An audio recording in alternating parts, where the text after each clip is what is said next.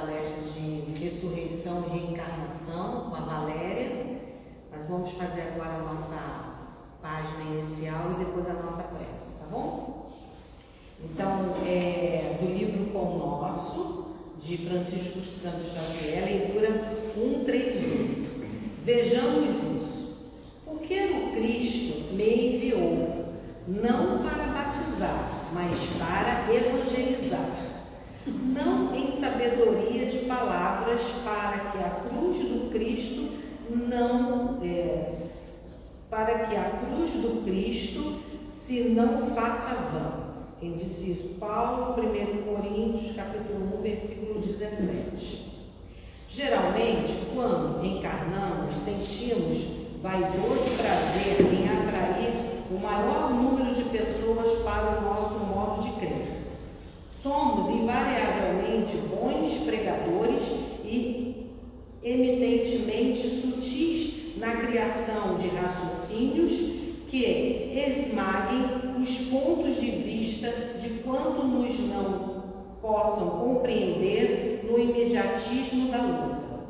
No primeiro pequeno triunfo obtido, tomamos operosos na consulta aos livros santos, não para adquirir mais vasta iluminação, e sim com o objetivo de pesquisar as letras humanas das divinas escrituras, buscando acentuar as afirmativas vulneráveis dos nossos opositores.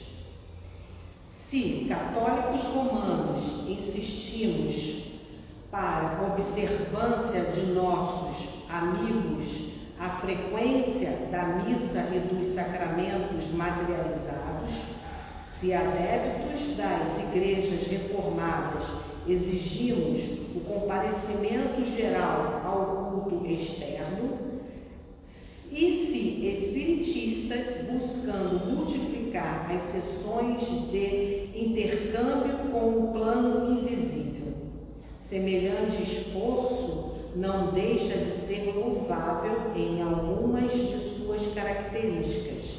Todavia, é imperioso recordar que o aprendiz do Evangelho, quando procura sinceramente compreender o Cristo, sente-se visceralmente renovado na conduta íntima. Quando Jesus penetra no coração de um homem, converte-o em testemunho vivo do bem e manda-o a evangelizar os seus irmãos com a própria vida. E quando um homem alcança Jesus, não se detém, pura e simplesmente, na estação das palavras brilhantes, mas vive de acordo com o Mestre, exemplificando o trabalho e o amor que iluminam a vida, a fim de que a glória da cruz não faça vã. Muito interessante, né? Que nós façamos a nossa vida realmente os passos, né? Como os passos de Jesus, não só a gente ficar na palavra, mas que a gente possa exemplificar, colocar nos nossos atos, no nosso dia a dia. Vamos fazer a nossa prece para começar o nosso trabalho, pedindo permissão ao Pai, ao começo do nosso trabalho de hoje, dessa noite, que possa envolver a todos nós no nosso estudo de hoje, principalmente a nossa irmã Valéria, que o mentor espiritual de nossa casa, o seu mentor espiritual esteja presente, a envolvendo em todos os momentos, que nós possamos assim, Senhor, entender, compreender e colocar em prática esse estudo desta noite. Obrigada, Pai, esteja sempre conosco, que assim seja, graças a Deus. Obrigada, Valéria, fica à vontade. A aguinha está aí, tá? Tá. Gente, boa noite, né? Boa noite. Eu sou Valéria, sou do Centro Espírita Luz e Caridade, lá em Olaria, né? E hoje a gente veio aqui, conhecemos essa casa há muito tempo, né? Desde quando eu tinha 16 anos de idade.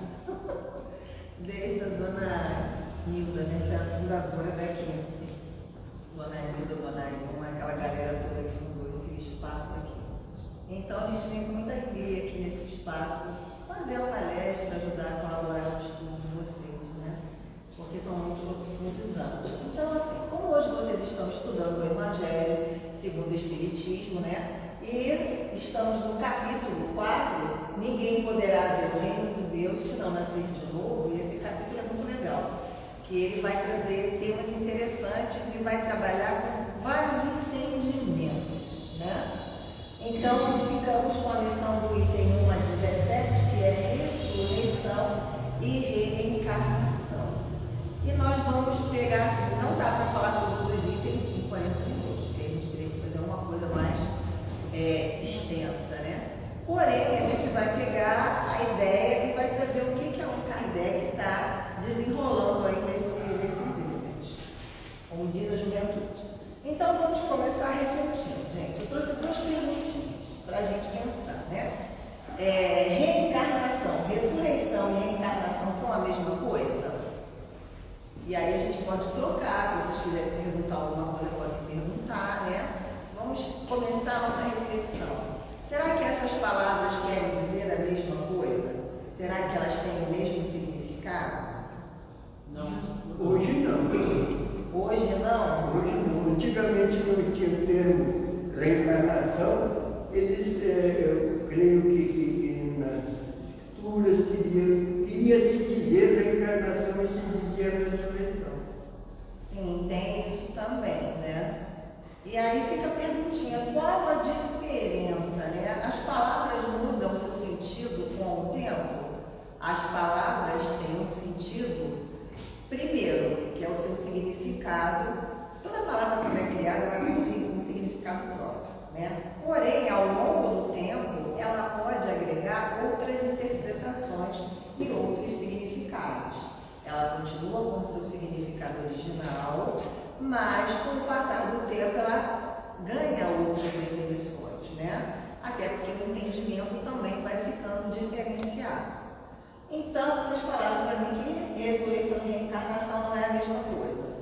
E aí o seu Paulo falou que dependendo do tempo é a mesma coisa. Então, qual seria a diferença dentro do que vocês sabem e conhecem hoje? Bom, eu acho que ressurreição é ressurgir, como se fosse no mesmo corpo. E reencarnar é quando você troca essa vestimenta, né? Para um outro sentido, para uma nova vida, no sentido de novos aprendizados, de uma nova etapa. E ressurgir é quando você ainda está naquela encarnação presente e ressurge de uma outra forma, num outro plano. Sim, eu também, acho que é isso. Também tem a ver com essa colocação. Eu falo com a Jeane. Oi? Eu falo com você. Ah, tá, agora eu estou enviando você aí. Quem é? Então, vamos lá. Significado, né? A gente procurou o significado dessa palavra. E a palavra ressurreição, ela tem um significado próprio. A gente vai, primeiro, falar o que significa uma palavra e outra palavra. Vamos trazer o sentido da época de Jesus e depois o que o Espiritismo fala pra gente, né? Que Kardec seguiu essa linha de pensamento. Então, vamos lá. Ressurreição. E aí eu encontrei no dicionário anastasis, que isso aí é na língua dos judeus, né, em hebraico. Então, anastasis, ressurreição, ato ou efeito de ter a vida física restaurada depois de haver morrido, que foi o que ela trouxe, né? É como você morresse e voltasse à vida no próprio corpo.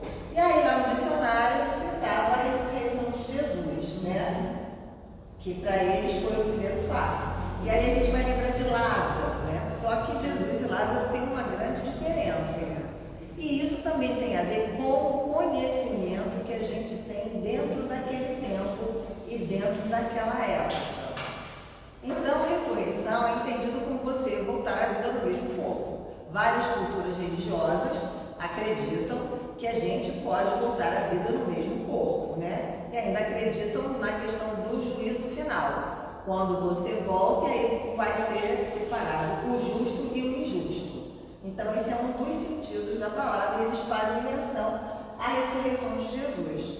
Só que o que é a ressurreição de Jesus? Jesus morreu pregado na cruz, desencarnou. E aí ele voltou. Só que no primeiro dia que ele voltou, ele disse assim para Maria, que foi a primeira pessoa que ouviu: não me toques. Por quê? Porque Jesus fez uma aparição. E a aparição geralmente é milagrosa. você se faz ver para o outro, mas não se faz tocar. No outro dia, né, quando ela teve um encontro com ele, aí ela pôde tocar os demais também. A gente pode se dizer que no segundo encontro, Jesus era uma aparição tangível. Então, quando ele apareceu, ele não voltou para aquele corpo físico, mutilado e macerado pelo ato da morte na crucificação, mas ele apareceu em espírito, que a doutrina espírita nos ensina sobre o fenômeno da aparição, que é quando você pode ver, pode ser uma forma vaporosa, e tem a aparição tangível, que é quando você toca, que é quando o espírito que se faz, que se apresenta, ele agrega fluidos para tornar o seu perispírito, que é o seu envoltório, a ponto de chegar tangível. Ele condensa fluidos no seu perispírito para ser tangível. Aí você me pergunta, mas que fluidos condensa? Os médios de efeitos físicos que tem na proximidade e fluidos ambientes também, que a gente aprende isso lá no estudo do livro dos médios, bem devagarinho a gente entende isso, né? Então, mas naquele tempo a galera sabia disso? Não. Então, Jesus, ressurreição, porque ninguém entendia. Então, na cabeça deles, ele voltou para o corpo. Será que a Maria Madalena? Naquele tempo a galera não sabia, nesse tempo a galera muita gente não sabe. Naquele tempo? Depende.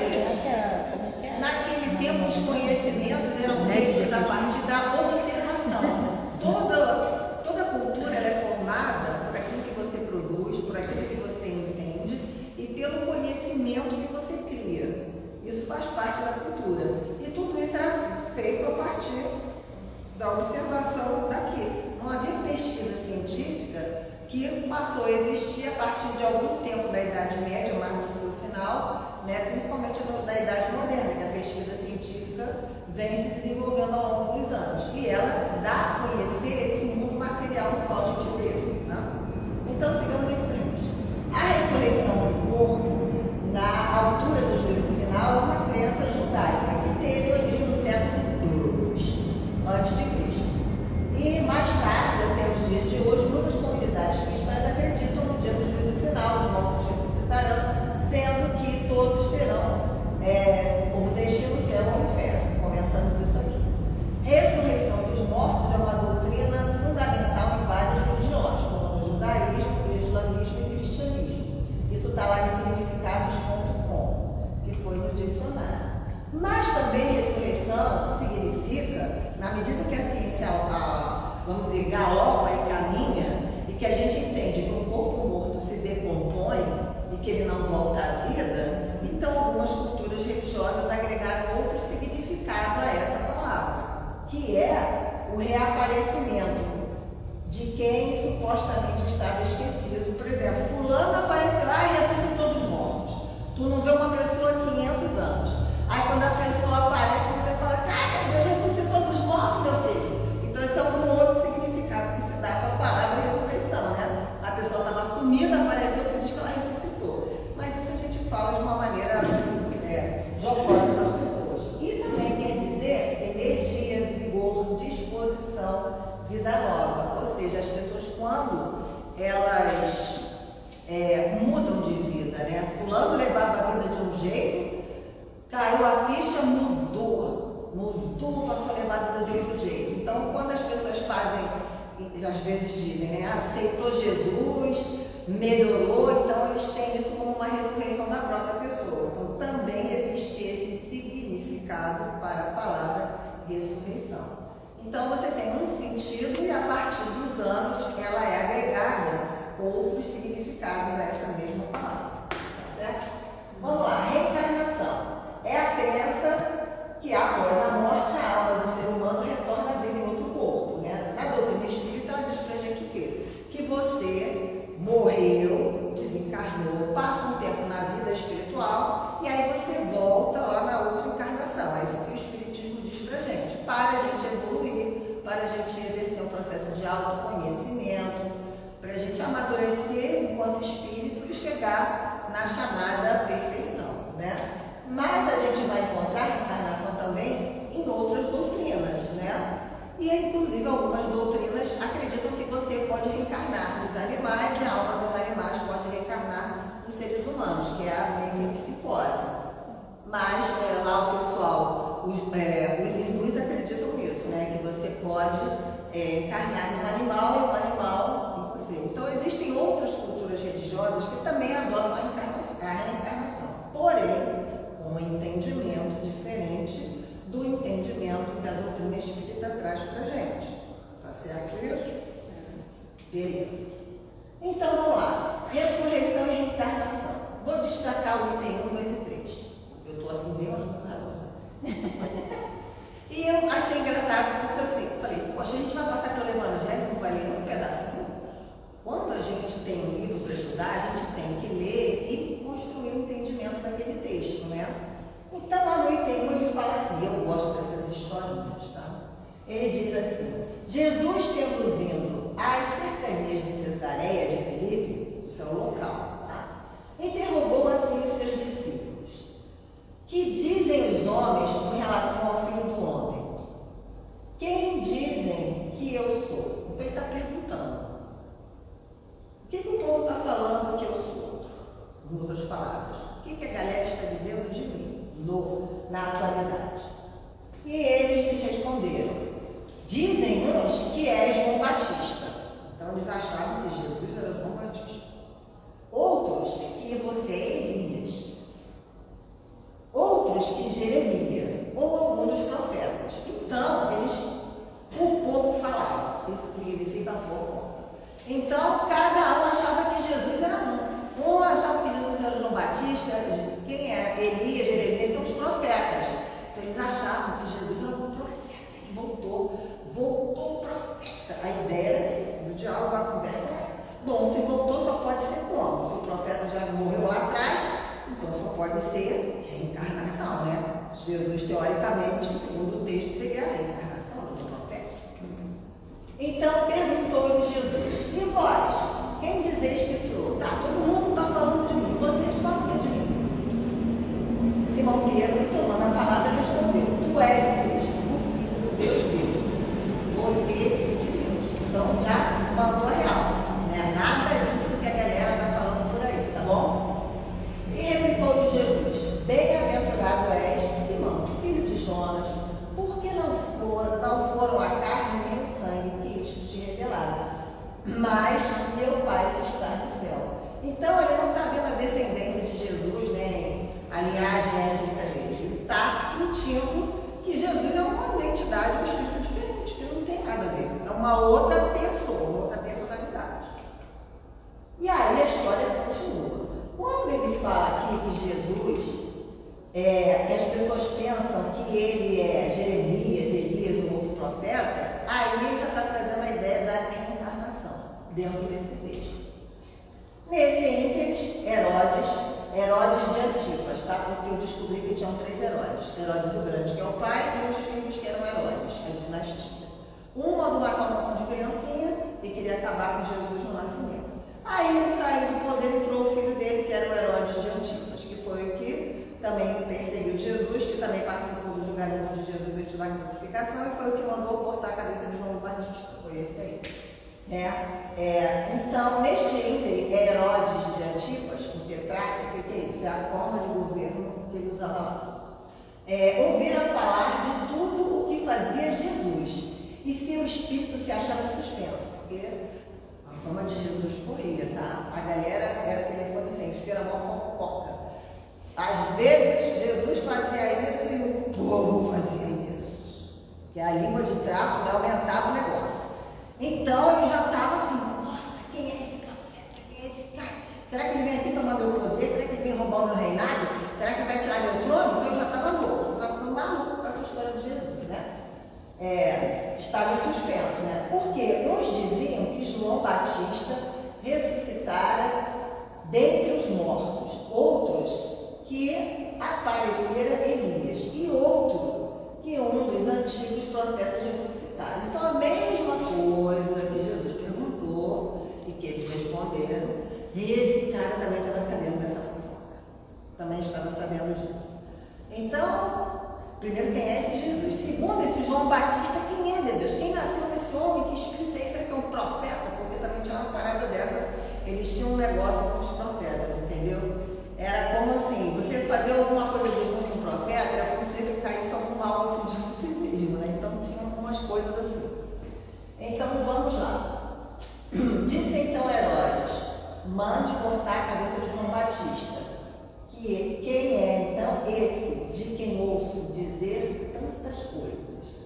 e ardia por vê-lo. Então veja bem, ele quer saber quem é Jesus, quer conhecer Jesus, mas tem um medão que Jesus usurpa o trono dele, mas mandou cortar a cabeça de João Batista. Por quê? Porque esse aí, Herodes de Antipas, casou com a cunhada e se livrou do irmão.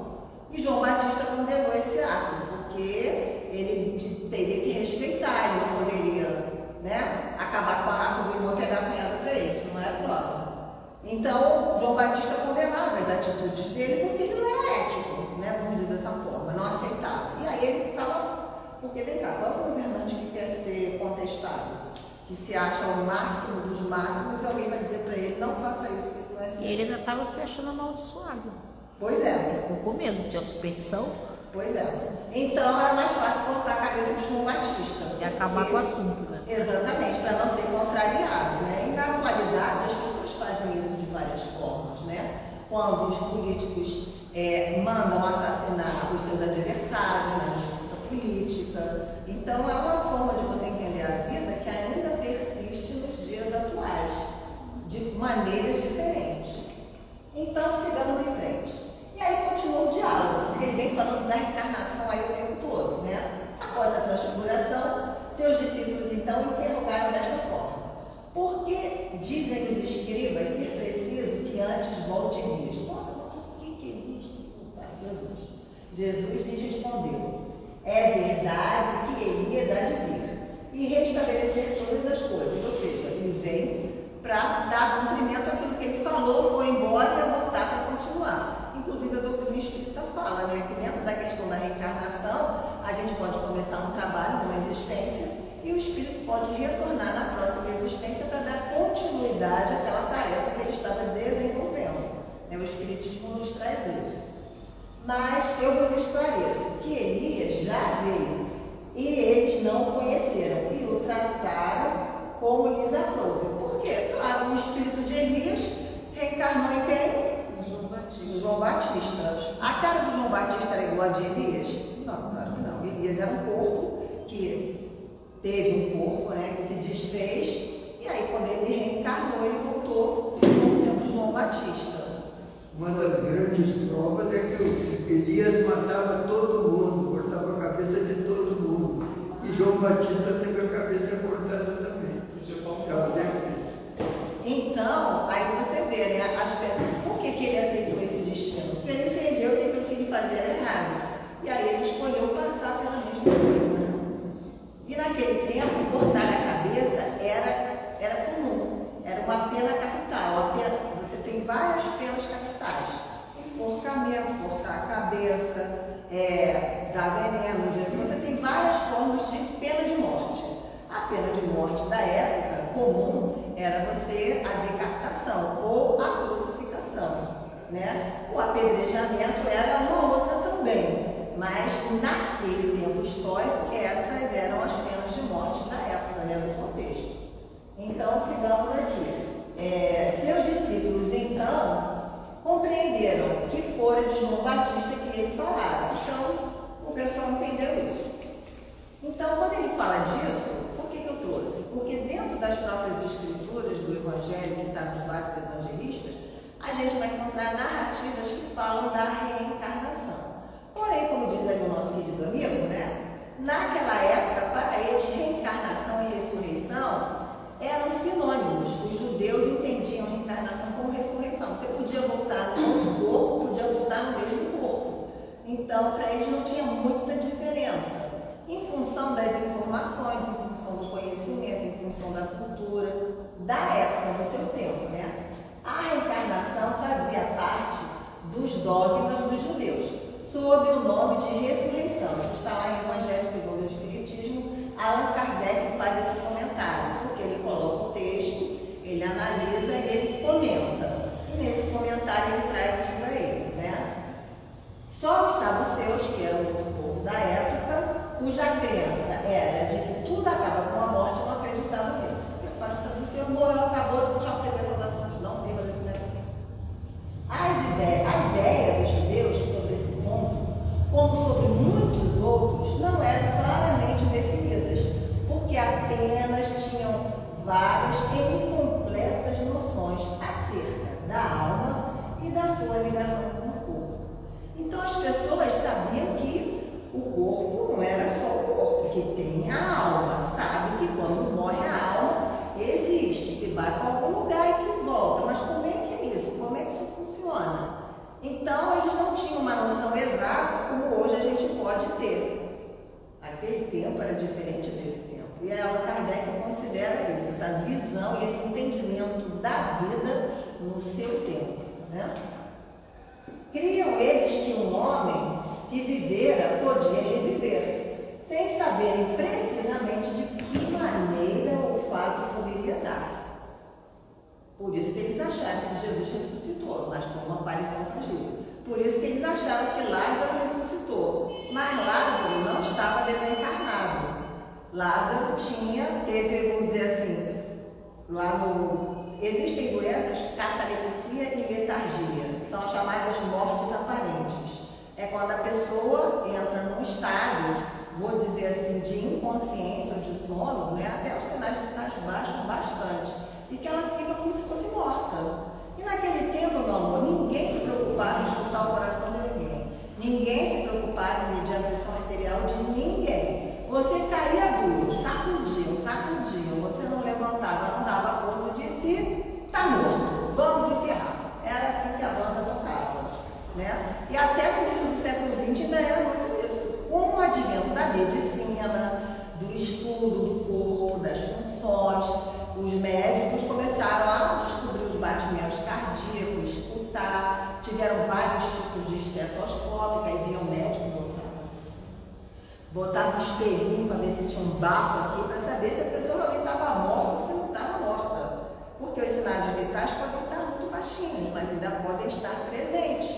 Hoje em dia, graças ao bom Deus, a ciência caminhou, a gente vai no hospital, eles botam uma paradinha aqui no nosso dedinho, e aí fica lá, não, naquele tempo, neném, não tinha nada disso. Tu caiu duro, sacudiu, não voltou à vida, já era enterra.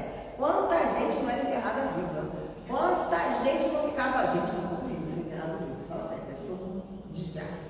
Mas por quê? Por falta de conhecimento, por falta de entendimento, por um estado de ignorância, né? E a pesquisa científica, a ciência, ela nos liberta desse estado de ignorância, dessa falta de conhecimento, dessa falta de informação, e faz a gente entender melhor a vida, compreender tudo, sobre todos os pontos de vista da vida, tá bom assim? Então, designavam pelo termo ressurreição o que o Espiritismo mais judiciosamente chama de encarnação. E o Kardec coloca isso, que naquele tempo eles consideravam ressurreição e reencarnação como sendo a mesma coisa. E aí ele continua no comentário ainda do item 4, ele fala umas coisinhas interessantes. Ele diz lá: com efeito, a ressurreição dá ideia a volta à vida do corpo que já está morto. Isso foi o que a gente comentou lá no início. E que a ciência demonstra ser materialmente impossível. O conhecimento científico nos traz isso. Sobretudo quando os elementos desse corpo já se acham desde muito tempo dispersos, né, e absorvidos. Como é que tu vai ressuscitar um corpo que só tem osso, caveira? Como é que é isso? Não vai. E a doutrina espírita diz que uma vez dada a morte do corpo físico, o espírito se desprende molécula a molécula, né, e se liberta. Então não tem como voltar atrás. Nenhum espírito vai voltar. Aquela história do Frankenstein, né, que é um clássico da literatura, onde o cara lá pega várias partes de corpos e costura e dá um choque para voltar à vida, aquilo é, vamos dizer assim, uma alegoria, uma história de ficção. É a visão materialista do mundo, né? É você querer perpetuar a vida física forever. Quando o que perpetua não é a vida do corpo, é a alma, o ser espiritual, que habita vários corpos e várias reencarnações. E a doutrina espírita, ela traz para a gente essa luz. E isso ensina a gente a se desapegar dos bens materiais. Né? A reencarnação é a volta da alma ou do espírito à vida corpórea, mas em outro corpo, especialmente formado para ele, e que nada tem de comum com o antigo. Então, uma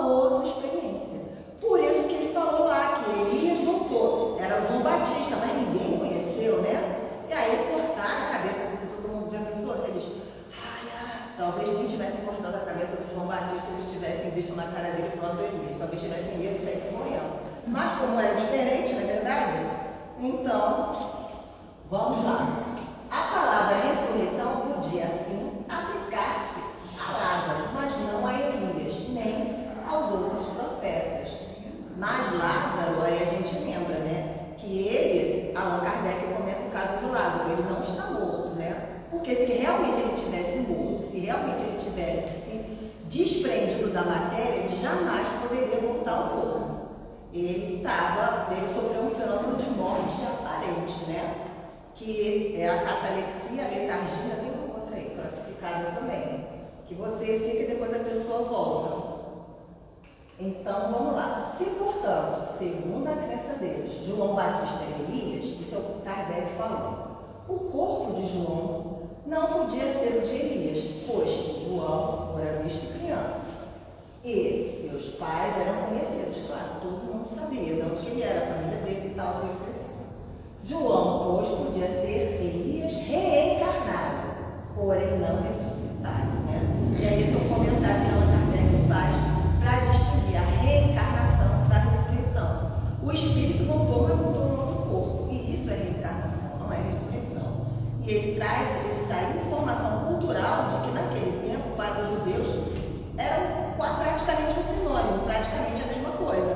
Mas com o caminhar, né, surgimento de várias culturas religiosas em cima desse pensamento inicial cristão, cada uma deu um sentido. E aí, ressurreição, reencarnação, de acordo com a cultura religiosa que se tem. E aí ele vem trazendo a questão do espiritismo, né? E Jesus, já no item 5, fala no diálogo dele com Nicodemos. Jesus e Nicodemos. Em verdade, te digo, ninguém pode ver o reino dos céus se não nascer de novo. Nem como é que é isso? Vamos correr. Eu gostei dessa placa. Vamos lá. Nicodemos falou, gente, isso daí a gente sabe. Como pode nascer um homem velho? Pode entrar no ventre da sua mãe para nascer uma segunda vez? Como que é isso? Aí Jesus falou, em verdade te digo, se um homem não nascer da água e do Espírito, não pode entrar no reino de Deus. Como que essa parada nascer da água e do Espírito? Né? Ele está falando da reencarnação, porque a água é vida. Naquele tempo, eles achavam que tudo vinha da água, que a origem da vida estava na água. E o caminhar da ciência, o estudo da geologia, da formação do nosso planeta, nos diz que a vida orgânica surgiu na água. Pelo menos a ciência atesta isso até hoje. Pode ser que uma descoberta no futuro venha nos dizer outra coisa, mas até agora o que é sabido é isso, né?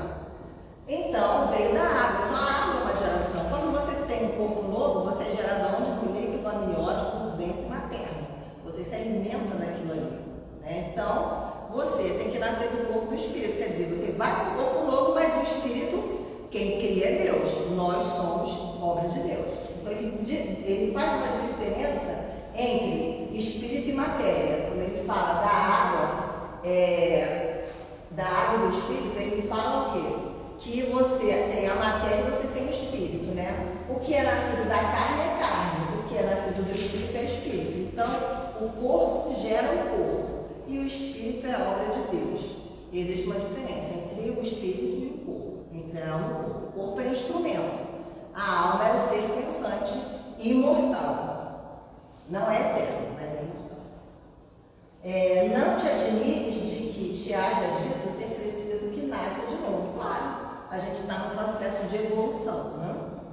O Espírito sopra onde quer que ouves a sua voz, mas não sabe de onde ele vem, nem para onde vai. O mesmo se dá com todo homem, que é nascido do Espírito. Ou seja, o Espírito, ele é livre. Ele pode ir a qualquer lugar, ele pode reencarnar em qualquer parte.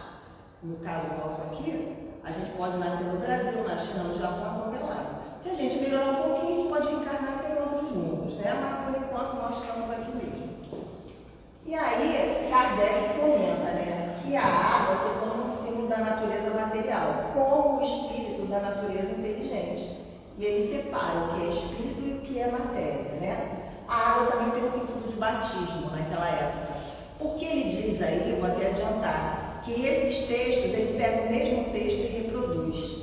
só que com variação de entendimento de significado. Porque quem lê o texto interpreta de acordo com o seu entendimento, com a sua compreensão daquilo. E aí ele fala dos significados e das interpretações que o texto podia ter. Então, a água e o espírito não significa só a matéria e o espírito, mas também, para algumas interpretações, a renovação, a transformação pelo batismo. Porque algumas crenças entendem o batismo, você meter a pessoa dentro da água e tirar, como se ela fosse ressurgir, renascer para uma nova vida. Uma forma, um outro sentido para a palavra de ressurreição, né? E ele comenta isso, desses significados e dessas interpretações diversas. Assim Bom, como foi Paulo e Saulo, né? Sim. Quando Saulo virou Paulo, você pode comparar isso daí a um renascimento. Se quiser até modificar o significado original da palavra ressurreição, ter um outro significado dessa palavra, sim, você poderia sim usar ela no sentido diferente da palavra, do seu sentido original. Vocês entendem isso quando eu falo sentido original da palavra e sentido diferenciado do original? Porque uma palavra ela pode ter vários significados ao longo do tempo, porque a língua ela é viva, a cultura transforma, e aquele significado vai se modificando ao longo da história da humanidade, tá? Isso acontece com qualquer língua falada do planeta Terra, nós aqui encarnados. É um processo natural. Então ele diz que o que é nascido da carne é carne, que é do espírito é do espírito. Ele estabelece essa diferença. O que é nascido da carne é carne, indica claramente que só o corpo procede do corpo e que o espírito é independente dele. E aí Allan Kardec fala das várias interpretações, né? E dos conhecimentos das ciências. Quando a gente não tem conhecimento científico, não tem pesquisa, a gente fica no achismo, fica na hipótese de acordo com o que a gente entende. Na medida que você pesquisa, investiga e atesta aquela realidade, aí a coisa muda de figura. E a ciência, quando ela vem fazendo a pesquisa, né, não só sobre o ponto de vista da vida orgânica, sobre a vida do ecossistema, sobre a história e todos os pontos que a ciência existe na face da Terra, ela nos faz entender melhor, né? Hoje a gente fala de aquecimento global, mas por quê? Porque o clima está mudando, então vamos estudar o que está acontecendo. Então a gente sabe que poluição, efeito estufa, altera o clima que afeta a nossa sobrevivência, a sobrevivência da nossa espécie. Mas o conhecimento, a ciência, a pesquisa nos ajuda a entender isso. E ela existe para isso aí, para a gente sair da ignorância, pensar e modificar as ações e transformar o meio onde a gente está, né? Que é o que o Kardec fala. Eles acreditavam que a Terra saía das águas e por isso consideravam a água como elemento gerador absoluto. A vida vem da água e a ciência atestou isso com o decorrer do tempo, né? Aí eu já falei sobre a água como batismo e a diferença entre reencarnação e ressurreição. Que a ressurreição é você voltar à vida no mesmo corpo, mas ela pode ser entendida como uma transformação que a pessoa sofre na sua vida, que já é o segundo sentido da palavra. Porém, a reencarnação é a gente deixar o corpo e ter uma nova vida no outro corpo. Vai para a vida espiritual e volta no outro corpo. Elias teve um corpo, o espírito que habitou Elias. Viveu na vida espiritual, voltou, encarnou e recebeu o nome de João Batista. A cara deles não era igual, a composição física também não era, né? Mas as pessoas entenderam. Então, se elas disseram isso, é porque elas naquela época já tinham um sentido do significado da reencarnação, que a alma sobrevive ao corpo e ela pode ter várias existências, ela pode voltar. Esse sentido já havia. Oi, fala. Hoje, como exemplo, poderia, eu acho assim, né, até pelo entendimento hoje das pessoas, me corrija, é só uma coisa de um aluno. Sim, não, pode perguntar, a gente está para reflexão mesmo. É uma pessoa em coma. Quando ela volta, pode se considerar uma ressurreição correta, ela está dentro do mesmo corpo. Sim, porque assim, é uma ressurreição no segundo sentido da palavra. Isso. Mas depende se tem alguma mudança na vida dela. Geralmente tem, a maioria das pessoas que retornam, mas tem mudança sim. É porque no sentido originário da morte voltar, Isso não acontece. Mas no segundo sentido da palavra, que é você ter uma transformação na sua vida, você pode dizer que sim, dentro do sentido de transformação, do significado de transformação. Tem gente que passa por experiências de quase morte, né? Que é o que a ciência diz, experiências de quase morte. Quando você passa um tempo no estado de coma, passa naquela coisa da consciência e alguns desencarnam nessa história. Outros voltam, né? Retornam à consciência e vivenciam experiências, né? Porque nesse estado de coma você tem uma emancipação da alma. O que é isso? O corpo está lá adormecido. Porém, o espírito se desliga do corpo. Não está desencarnado porque ele está ligado àquele corpo pelos laços dos fluidos. Oi? Sim, ele se emancipa. Ele está ligado ao corpo pelos laços fluídicos que prendem a ele aquele corpo. Ele está emancipado. O que é emancipado? Fora do corpo físico. Mas ele está ligado àquele corpo. É igual quando a gente dorme. Quando a gente dorme, a gente se emancipa. Ou seja, a gente se desprende do corpo físico, porém, fluidicamente, a gente não está ligado a esse corpo. Quando a gente desencarnar, a gente não vai ter mais essa ligação fluídica com o corpo. E a gente vai desencarnar quando terminar a vida orgânica. Que aí a gente vai se desprendendo lentamente do corpo, né? Na Gênese, quando ele fala da encarnação e da desencarnação, ele diz que o espírito se prende molécula a molécula dentro do período da gestação. E quando a gente desencarna, é o mesmo processo. Morre o corpo físico, o espírito se desprende. Esse desprendimento, ele é relativo, dependendo do seu apego à vida material. Para uns é bem rápido, para outros pode levar dias, semanas, meses, porque está apegado à vida do corpo físico. Não quer largar aquilo ali, quer voltar. Mas não dá mais para voltar, porque a vida orgânica é extinta. Já foi embora, o fluido vital já se escapou, já voltou lá para a natureza. Então não tem como, mas ele está grudado naquilo ali porque não quer ir. E aí sofre, né? Sofre aquelas narrativas que a gente lê, das histórias dos espíritos que observam, né, a decomposição do seu corpo, que é um processo, o corpo humano está morto, ele vai se decompor rápido, devagar, dependendo do meio onde ele esteja, ambiente, vai ser rápido ou não, porque tudo interfere, clima, calor, uma série de coisas. Se tu ficar no gelo, tu vai virar uma múmia congelada lá em cima, não vai se decompor nunca. Mas você vai se desprender daquilo ali, vai levar um tempo. Aí quando ele entende que não tem jeito, que a vida é outra, aí tchum, vai-se embora, meu. Então depende de cada um, depende do apego que a gente tenha à vida física, né? Isso tem muito a ver com as expectativas, assim, a gente está preocupado com ter, né? Eu quero isso, eu quero aquilo, eu quero... E a gente esquece que a vida não é só isso, eu quero isso, eu quero aquilo. Gente, a vida é muito além disso. Eu posso ter essas coisas? Posso. Posso usufruir dessas coisas? Posso. Mas, veja bem, não devo me escravizar a essas coisas. Não devo querer me prender, carregar isso comigo, porque não vou carregar. Nem o corpo eu vou carregar. Nada disso. Tudo é passageiro.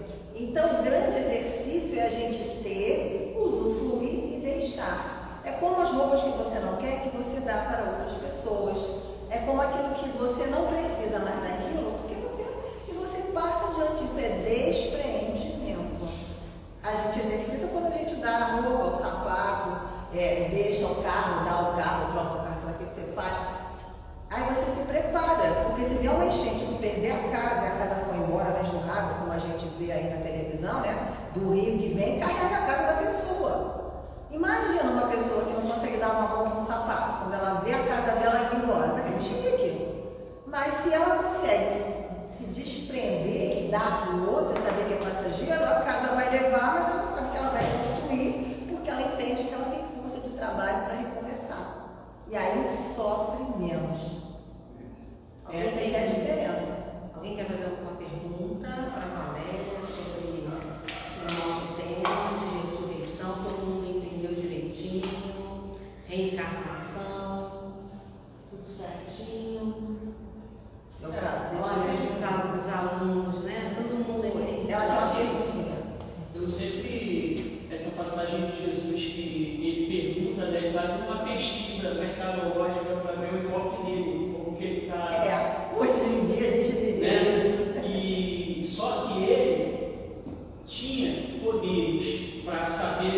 receber as críticas ou não e não levar para si. É o tipo de pesquisa que para a gente não interessa tanto, porque a gente vai ouvir algumas críticas que não vai, ou algum tipo de elogio que não vai nos fazer crescer, ou alguma crítica que vai nos perturbar. Então Jesus ele faz essa pesquisa, talvez tenha sido uma das primeiras pesquisas, né, sobre o seu conceito pessoal, e vem à tona Elias. Então, lá já tinha o Velho Testamento que citava Elias, né, que já tinha quase 1 milênio que ele tinha passado na questão ali do Velho Testamento relata. E ele vem reencarnar contemporâneo a Jesus, como João Batista, e perde a cabeça. Olha o tempo, será que foi?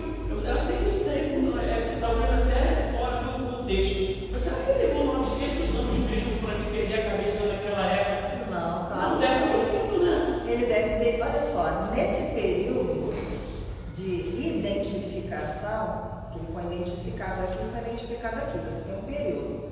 Claro que nesse período ele aprendeu coisas na vida espiritual, claro que ele deve ter tido outras reencarnações, outras encarnações no corpo físico, claro que ele aprendeu várias lições e claro que ele amadureceu ao longo dessa estrada, a ponto dele, quando encarnou como João Batista, ter uma postura totalmente diferente, trazer palavras diferentes, ensinos diferentes, dizer coisas diferentes. Hoje nós somos o que somos, mas a gente vai aprender até o dia que a gente sair dessa vida. A gente vai aprender lá na vida espiritual e a gente vai amadurecer. Quando a ficha cai a gente se dá conta das coisas. Poxa, eu não devia ter feito isso, puxa, isso não é legal. E quando a gente compreende isso e vê que não é bom, a gente começa a separar e a gente faz uma mudança de pensamento, uma mudança de palavras, uma mudança de atitudes, a gente muda. Só que essa mudança, ela é devagar, contínua, paulatina. Ninguém faz assim, muda não, filho. É que nem a areia caindo na ampulheta. Você já viu naqueles reloginhos do tempo, dos egípcios, que você bota aquela areia assim? A nossa transformação, nosso amadurecimento é assim, para ser sólido. Para quando vier o vendaval, a gente não cair no chão. Se cair no chão é porque é hipocrisia. Botou máscara, botou torso. Quando é genuíno, a maturidade, pode vir o vento. Se der uma rasteira, a gente vai cair, mas vai levantar. E vai ficar em pé. Porque tudo que é maturidade, que é amadurecimento, de compreensão, de entendimento de vida, é nosso. Passa a ser, entrou e pronto. A gente deu um salto de qualidade na vida. Entendeu? E mesma coisa com ele, levou aspas, 900 anos aspas para amadurecer e dar uma resposta diferente. E até aceitar algo que ele fez com as pessoas. Porque isso também é uma forma de maturidade, né, de entendimento. E ele mesmo sabia disso. Agora, voltando à pesquisa mercadológica, será que Jesus já sabia a resposta? Sabia, claro que sim. Aquela pergunta que ele fez não foi para ele, aquela pergunta foi para os outros, para pensarem, para refletirem, para causar uma provocação deles. Ele mediu o nível do povo dele. Ele mesmo já sabia, mas ele fez a pergunta para os outros. Gente, muito obrigada pela atenção de vocês. Espero que tenha sido esclarecedor. Mas leiam o livro, reflitam, anotem, tá? Isso aí, vamos sim. Vamos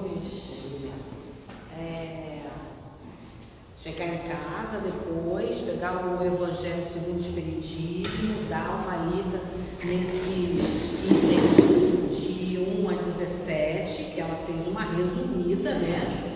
Mas aí dá uma lida, porque na semana que vem a gente vai continuar, do 18 em diante. E aí, se vocês tiverem qualquer dúvida, é só vir conversar comigo, com a Jeane, que a gente conversa sobre essas dúvidas, se vocês ainda tiverem sobre a ressurreição e reencarnação, tá beleza? Agora vamos falar sobre o nosso informativo, que já está disponível ali, ó, na recepção, informativo de agosto, onde tem toda a relação das nossas palestras do mês, tanto na terça-feira à tarde, que é 2h30 da tarde, quanto na terça-feira às 19h30, né? E os palestrantes que vão estar presentes. E o jornalzinho é legal, nós temos aqui ó, uma mensagem do Dia dos Pais, com a parábola do filho pródigo. Para quem não lembra, quem não sabe vai saber, quem esqueceu vai lembrar. Né? Nós temos aqui um minuto de sabedoria e temos a nossa programação semanal, que entra as reuniões públicas nas terças às 2h30 da tarde e às 7h30 da noite.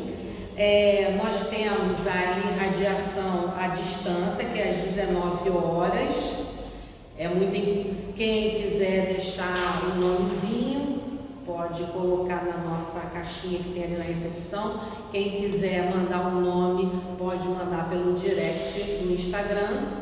Sabendo que às 19 horas é muito importante, como o seu Paulo fala, que nós devemos estar o quê? Mentalizados, né, na irradiação, para que a gente possa receber essas vibrações. Não é só a gente terceirizar, né, seu Paulo?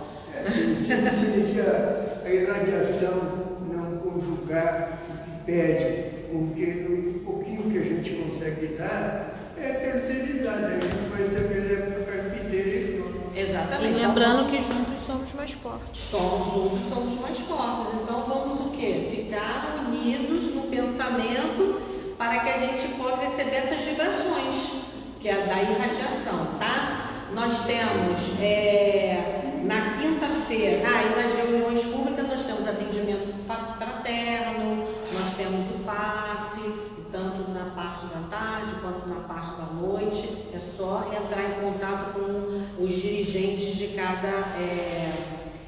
cada reunião pública. Na quinta-feira, olha, até está te esquecendo, na quinta-feira nós temos um artesanato aqui às 2h da tarde.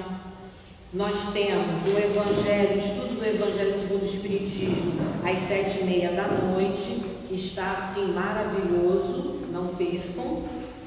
E no sábado nós temos o Bazar às 9h30, que é aliado às 9h30, nós temos a Evangelização Infantil, que é a partir das 9h, o Grupo da Família, que é 10 horas, nós temos a Mocidade Espírita, que começa meio-dia, e nós temos o estudo às 11h30 no sábado, que nós estamos intercalando o Livro dos Espíritos e a Gênesis. Então, está no início tudo. Quem quiser participar, vocês estão convidados. Neste mês, no dia 26 de agosto, vai ser o lanche com as vovós. E é o dia que a gente entrega as cestas de alimentos. Então, nós temos uma cestinha ali, ó, na recepção, para receber as doações. Quem não puder trazer as doações, porque o volume for muito grande, não tem problema. A gente vai até o local pegar a doação, né? Não tem problema, é só falar no direct, entrar em contato com a gente, tá? E nós ainda estamos na campanha do agasalho, quem ainda quiser fazer a doação, né? Estamos finalizando aí agora em agosto, né? A campanha do agasalho, mas quem puder fazer a doação. E é isso, gente. Esqueci de alguma coisa? Tá tudo certinho? Então tá ótimo. Olha que delícia. Essa noite aí com esse estudo maravilhoso que a gente vai agora fazer a nossa prece. E depois da prece, nós temos o passe. Quem não quiser receber o passe não é obrigatório, é só falar para o trabalhador. E depois nós temos uma aguinha também fluidificada ali na recepção, que também não é obrigatório. Quem quiser, pode pegar, quem não quiser, tá tranquilo, tá? Então vamos nos ligar continuar, né, nessa ligação que nós estamos com a espiritualidade maior, agradecendo por esta noite, por esse estudo de hoje que nos vem até acrescentar um pouco mais os ensinamentos da doutrina espírita, esclarecer situações que ficam obscuras ao nosso entendimento, porque a doutrina espírita é esclarecedora, e agradecer ao Pai. Obrigada, Senhor. Obrigada por termos tido a escolha de estar aqui.